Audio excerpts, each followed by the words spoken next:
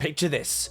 You are 3 hours into an 8-hour drive. It's getting dark. You're alone in the car, miles of open motorway ahead of you. Streetlights are starting to blur into one, and you're left alone with your thoughts. This can be one of those moments where music can have a genuinely profound impact on the way that you feel. The right soundtrack can turn a boring time prison of a drive into something far more cathartic. So, using the ancient art of the top 10 list, come with me on a journey as we explore 10 songs for late night drives and deep thoughts.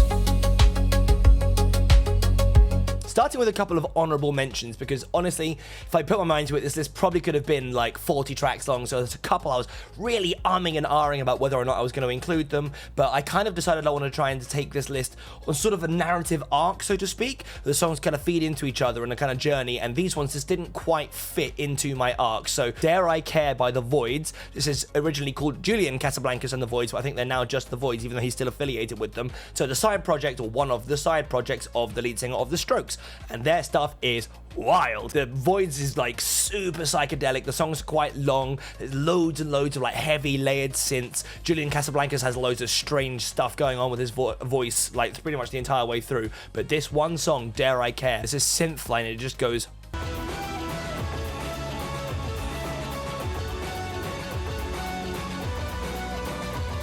And that loops around like repeatedly for like different sections as it kind of bits layer in and out. That song is great, but a little bit too chaotic, I think, for the vibe I was going for with this list. Moving on to the total opposite of that, we have the Mosquito song by Queens of the Stone Age. What an amazing piece of art it is. It's this slow build-up. It's the last track on Songs for the Deaf, and it's just this lovely album closer. I believe the cellist is Paz, the former bassist of the Pixies. The song is just this really slow, clever, like the way that lead guitar and the ba-da-da-dee-da-dee-da-doo.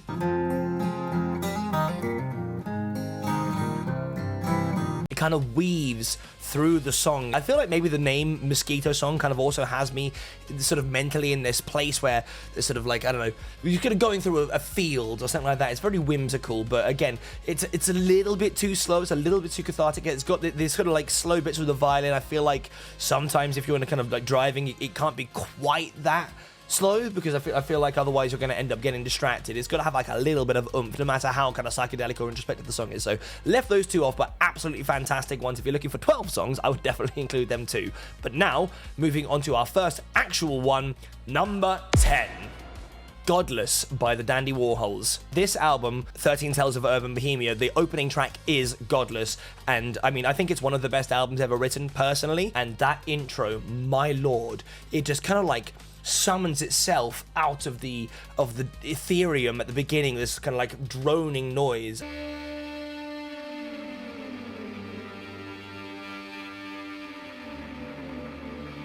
And then it gets accompanied by this sort of like quite pushing guitar. So even though it's very, not slow isn't really the right word for it, but it's very kind of like soundscapey. But this guitar the whole way through, mixed in with the drums, it really kind of pushes it. It's still, you have that little click clack of an acoustic guitar being picked or pushed or strummed, which kind of helps it have this urgency, where otherwise it could potentially fall into the same kind of category as the Mosquito song of being a little bit too kind of spacey.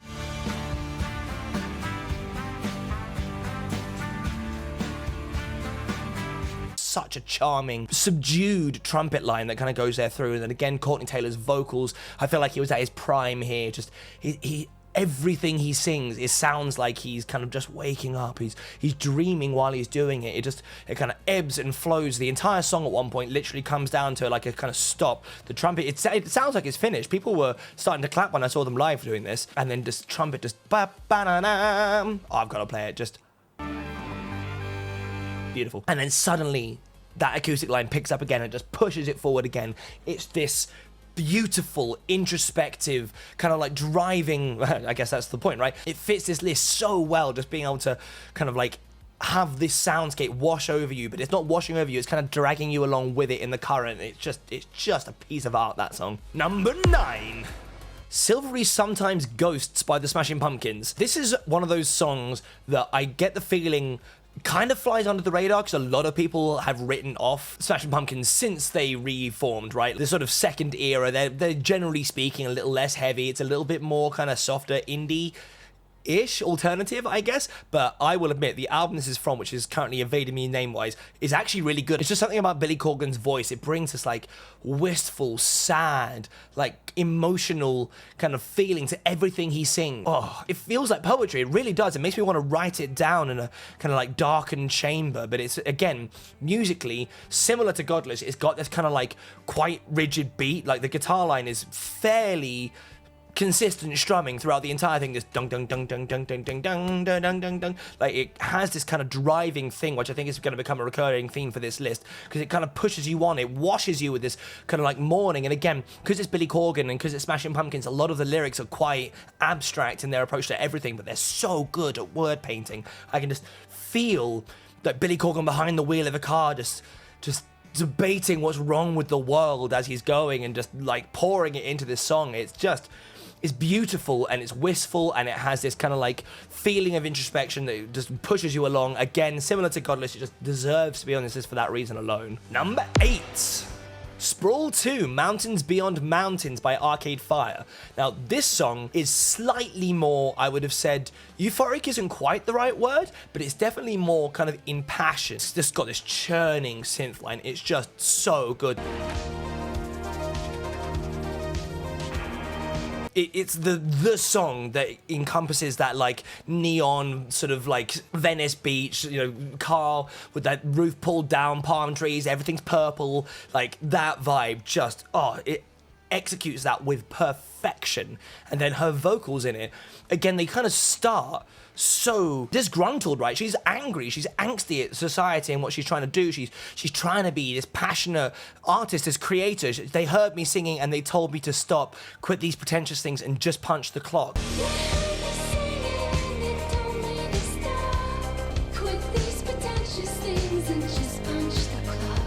I mean, maybe as somebody who also tries to create stuff, you know, music and stuff for a living, I can really feel that kind of like angst and the sort of sadness at just being told don't do it.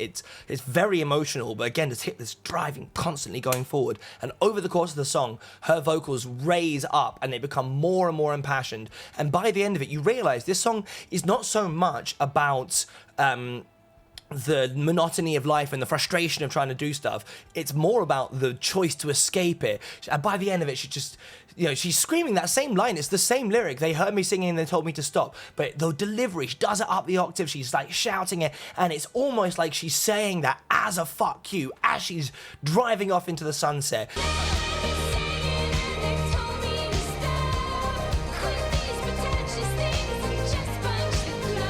It kind of starts wistful and ends up making you feel like maybe they're the ones that are wrong, and that's, yeah, emotionally beautiful. It's like the only, I know like 3 Arcade Fire songs, and that song is just fucking phenomenal. I can't get over how much I like that song. Belongs on any list for driving, let alone one that's more about night stuff and sort of introspection, I guess. Number 7. Night Running by Cage the Elephant. I guess you could argue this one's a little bit literal because it is literally about driving at night, but following on this kind of emotional roller coaster that we're going on, this is now taking that kind of like more angsty kind of feeling that you've gained, this kind of self-confidence now, and really putting it into, it's kind of sleazy, you know? It's about enjoying that moment. It's about the freedom that you get for being in this car, kind of blazing through, being you and doing what you want. Cage the Elephant are just, again, one of my favorite bands ever. Everyone's got like that band that they discovered as the band releases their first album and then kind of follows every release following. So I've literally been into every Cage the Elephant album as they've come out. They were the first gig I ever got to see like on my own without my parents being present. So I'm obviously very nostalgic for them. And this album actually, honestly, isn't my favorite. It's a bit chaotic. It's a bit weird. It's got kind of some more sort of slightly stranger synth. It's kind of a bit more discordant. But this song also features Beck, and Beck is just so goddamn good at being a feature artist. I defy you to find me a bad Beck featuring. Put in with Orville Peck, that song's amazing. Put in with Gorillaz, that song's amazing. The list goes on. Beck is just fantastic for that. So he really takes this kind of more hip-hop inspired verse approach.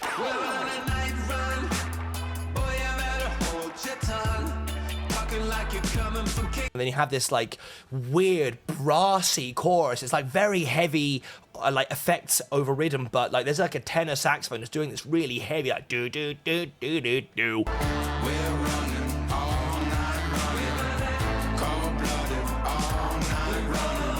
it really feels like you're kind of driving around in this kind of like criminal enterprise almost. It's wonderfully sleazy. It's very cathartic. Again, it kind of makes you feel like you deserve to be where you are. Number 6.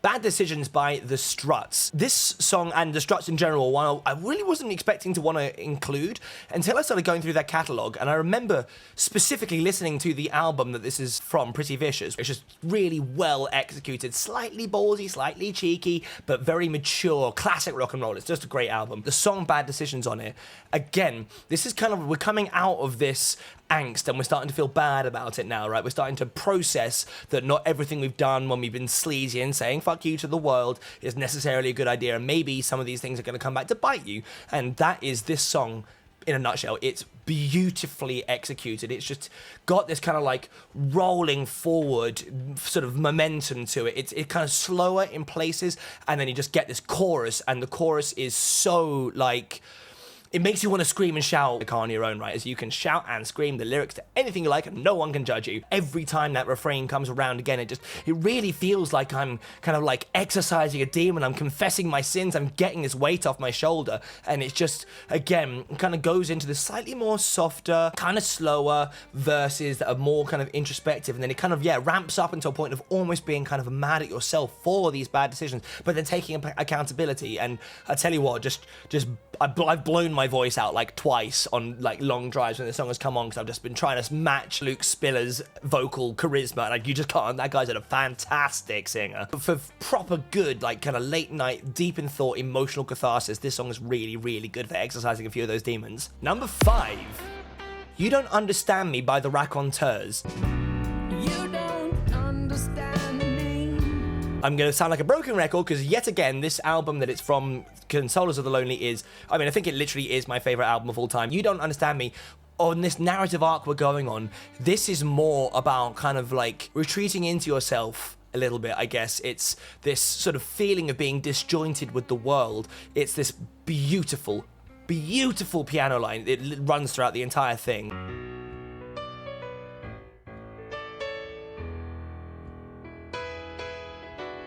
I can't quite put my hands on why that sort of like beautifully melancholic line just hits me so hard, but oh my god, it so does. And then combine that with a kind of, fairly standardized blues rock backing to it. You've got this, nice open acoustic lines, a kind of more restrained electric guitar line there from Jack White, which is nice.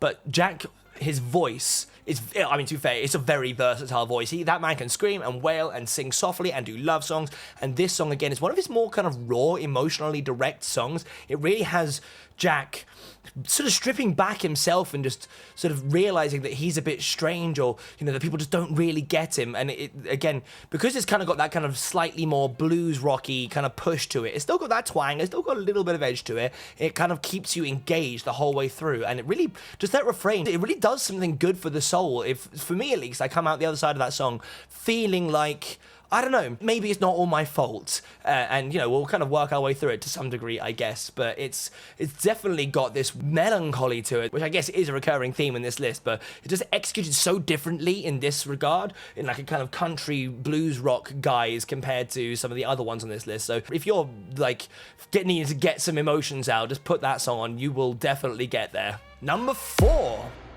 Castle of Glass by Linkin Park. I will never pretend to be like the biggest Linkin Park fan. I can piss every single one of you off right now by saying that I actually prefer the newer era with Emily Armstrong over most of the stuff I've heard beforehand. It's just never really been my thing. They've always kind of sat awkwardly between like too kind of heavy and angsty and rappy for me, and then kind of too poppy and synth heavy for me. I am sure if I was to put in some concerted effort and have people who really knew their catalogue well, because I know loads of people that Linkin Park are like very, very important to, and I'm definitely not trying to detract from them. I just never quite hit them at the right point. But that being said, they have a couple of songs, some of which are obvious and very famous. It's not blowing anyone's mind if I say I like Numb, and in the end, of course I do. But the other one that really hits that middle ground for me in a way that just, oh god, I love it so much, is Castle of Glass. Again, a theme that will go across that drum line. It's very repetitive, but in a perfect way. It's exactly what this song needs, and it makes it fantastic for driving, because it's just this, like just the intro being that on its own, like this. And then you get hit by that massive wall of sound.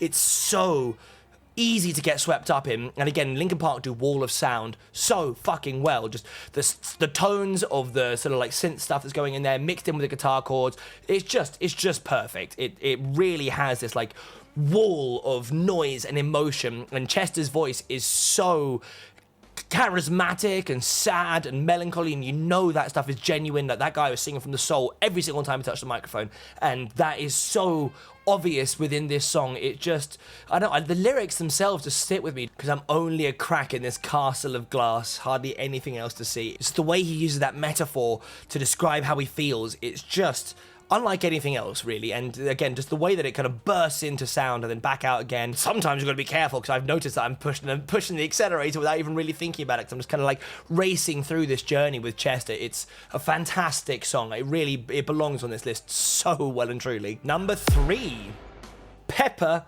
by the Butthole Surfers. Now, this one is a transition and a half, but the thing is, no one wants to end a long drive like that in a bad mood, right? You process all of this band stuff and these deep thoughts and have this emotional kind of like workout, but you want to kind of come out the other side of it feeling positive, and that's where we start to transition into a couple of these songs. So Pepper by the Butthole Surfers is a really bizarre song. The Butthole Surfers are great. They've been active for ages. Like Kurt Cobain listed them as like one of the most important like influences on him. Pixies, like they are this kind of strange alternative rock, kind of pre-grunge sort of side note in history that, like, if you know, you know. Pepper, I think, is probably widely considered to be the closest they have to a radio-friendly song, like a proper radio-friendly song. But it's got this very clever narrative build-up. To start with, at least, most of it's very psychedelic, to be honest. And he's got this kind of like deeper vocal delivery, and he's kind of like just talking about this kind of cast of characters. Marky got with Sharon, and Sharon got Sharia. She was sharing Sharon's outlook on the topic of disease. The first chorus is sung down the octave, and that detail is masterful. It will come to fruition later. I don't mind the sun sometimes, the images it shows. And it kind of smooths out, and suddenly you get these like kind of wider sort of synth sounds and kind of soundscapey stuff coming in there, but he sings down here, and it's very much, it almost has like a kind of like throat singing aspect to it.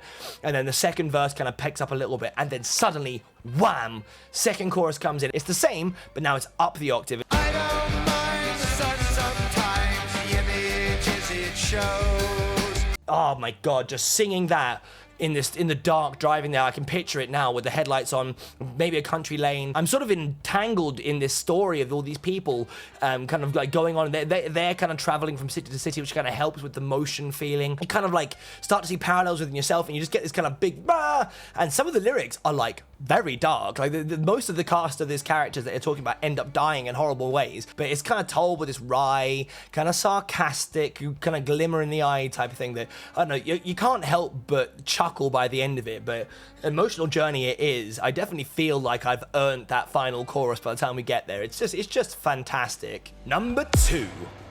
Dancing in the Ruins by Blue Oyster Cult. I love Blue Oyster Cult. I love multiple of their albums. I really grew up on this, so forgive me if some of this is a bit of nostalgic attachment for them. I can picture listening through the entirety of the album of Agents of Fortune in the car as a child driving. So, well, I mean, I wasn't driving the car. I was in the car as a child. Someone else was driving. Dancing in the Ruins is like this really fun, kind of slightly trancey, like it's got that lovely, deep kind of rock organ. It's kind of like energetic in a way that some of the other songs on this album aren't, but this is why we're coming on the back end of this arc now. Pepper has kind of set us up for a wry smile, and now we're going to kind of enjoy just, I don't know, enjoying the moonlight and the ruins and the darkness, and we're kind of like going there, and it's kind of like a bit of a love song as well. Like there are lyrics in there that talk about like, you know, sort of like a magician who's like kind of like, it's okay, it's just smoke and mirrors, stuff like that. It's all done with God, the way that the pre-chorus moves into the chorus is just a piece of musical excellence. The way that the melodies shift with the guitar lines underneath it at the same time, like it just suddenly picks up and you get this kind of like slightly higher da da da da da da, and then at the same time this turn and turn and turn we must, which again, just, I mean, anyone knows it's words like turn, you kind of repeat them like that. It's got this very onomatopoeic feel to it. It's turn and turn and turn we must, and at the exact same time the lead guitar kind of goes into this more legato kind of falling motion that then carries over. It resolves itself after the chorus has started. It doesn't matter. we turn to dust. Turn and turn and turn we must. I guess I'll see you dancing in the ruins tonight. Just the way it transitions into that chorus, and we suddenly were up there with, I guess I'll see you dancing in the ruins tonight, and the harmonies are like super tight, because of course they were, and you just like get a sense of real appreciation, because this song's like quite old, so you know there's no trickery, this is all recorded analog, it's just work of art. Blue Oyster Cult, I mean I was about to say they're underrated, probably not amongst, I know, well, I mean the older listeners and enjoyers of music, but I feel like their name doesn't come up outside of the context of Don't Fear the Reaper that much, and I think that that song is amazing. It's such a trip. Just go back and listen to all of it. It's great. Number 1. Midnight by the Red Hot Chili Peppers. I'm sorry, I couldn't resist putting a Chili Peppers song at the front. I've got so much nostalgic memories and thoughts attached to them, and driving specifically. As a kid, I used to drive to and from Italy with my parents every year. It'd be like 3 days in the motorway, and the Red Hot Chili Peppers circulated those trips like a lot. But the song Midnight, again, I think the main thing I have for that one is just that chorus. It's kind of got this slower build up. It's a little bit more mysterious. There's literally, it feels like there's somebody going,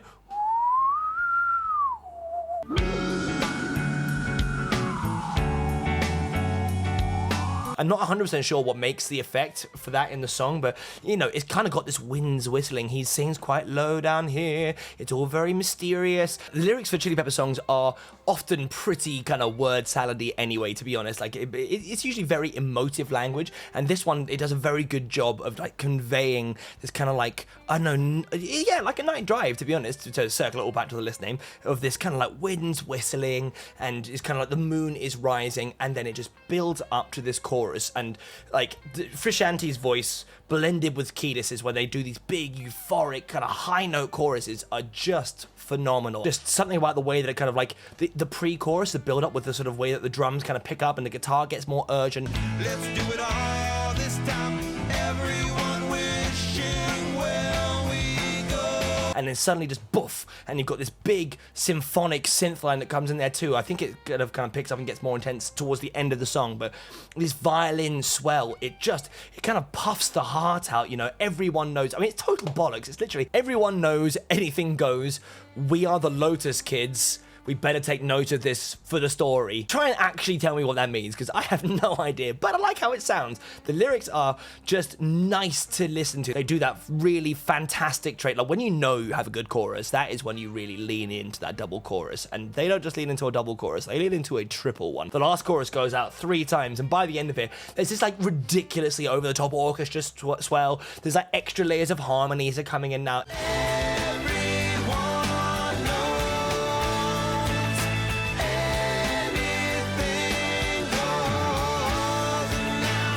It's just like the epitome of I want to scream that whilst I'm barreling down the motorway, holding onto my sort of steering wheel, just clear your head, just let it all out with this one kind of like, yeah, cathartic swing. It's possibly not going to be everyone's favorite song for that kind of thing. I know, I am aware that my bias towards the Chili Peppers and my nostalgia towards them is probably what's made me put this right at the end for this kind of journey to me, but I think it's an appropriate place to end it. Just start with this kind of like slower, more introspective thing, kind of go through the sadness, the angst, and just end with kind of joy. And yeah, I don't know. That sounds like a fairly good way to do a car ride to me. That was my list. Of course, this is all totally subjective, so I'd really love for you guys to let me know in the comments what are your favorite songs for a deep late night drive. If you like the content you saw there, please subscribe, it helps out a lot, and leave us some suggestions for any other kind of list format videos you'd be interested in seeing. Other than that, thank you very much, have a wonderful day, and I'll catch you guys in the next one. Peace.